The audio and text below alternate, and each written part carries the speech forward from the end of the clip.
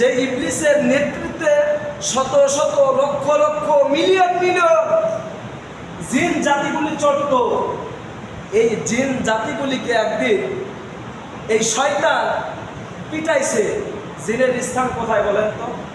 ভালো জায়গায়। যত দেখবেন খারাপ জায়গায় তত জিনের স্থান, শয়তানের স্থান। পেশাবখানাতে যান, জিনে ধরে না। টয়লেটে যান, জিনে ধরে না। দেখবেন বাড়ির পাশ দিয়ে, এলাকার পাশ দিয়ে জঙ্গল আছে, ওই জায়গাতে অনেক আবর্জনা, কেউ ভুরুক্ষেপই করে না, তাকাই না। ওই জায়গাতে কোনোভাবে অসাধ্য হয়ে গিয়েছে, জিনে তাকে আক্রমণ করেছে। এই শয়তান এই জিন জাতিকে মেরে পাহাড়ে, পর্বতে, নদী, নালা, খাল, বিল যে জায়গাগুলি আছে সব জায়গাগুলিতে ছড়িয়ে দিয়েছে। শয়তান মেরে তাদেরকে। আল্লাহ সুবহানাহু ওয়া তাআলা বলল, আমি যা জানি তোমরা তা জানো না, আমি কি জন্য সৃষ্টি করব মানুষদেরকে। আল্লাহ সুবহানাহু ওয়া তাআলার দরবারে ফেরেশতাগুলি বললেন, আল্লাহ আপনি যতটুকু পর্যন্ত আমাদেরকে শিক্ষা দিয়েছেন এই পর্যন্ত আমরা জানি, এর বেশি কিছু আমরা জানি না। এজন্য আপনাদেরকে সর্বপ্রথম বলেছি যে আল্লাহ সুবহানাহু ওয়া তাআলা কোনো জায়গায় কি বলেছে যে আমি ফেরেশতাদেরকে সুন্দর করে বানিয়েছি, হরিণকে সুন্দর করে বানিয়েছি? আল্লাহ সুবহানাহু ওয়া তাআলা কোনো জায়গায় বলেছেন?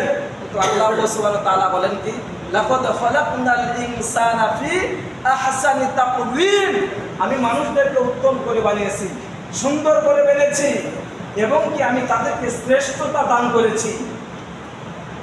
ফেরেশতা সুন্দর নয়, হরিণ সুন্দর নয়, এর চেয়ে তো সুন্দর করে আল্লাহ সুবহানাহু ওয়া তাআলা পৃথিবীর মধ্যে মানুষকে সৃষ্টি করেছেন।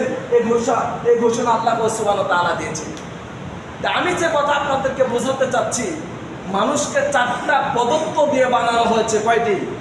4টি পদার্থ দিয়ে বানানো হয়েছে। কি কি?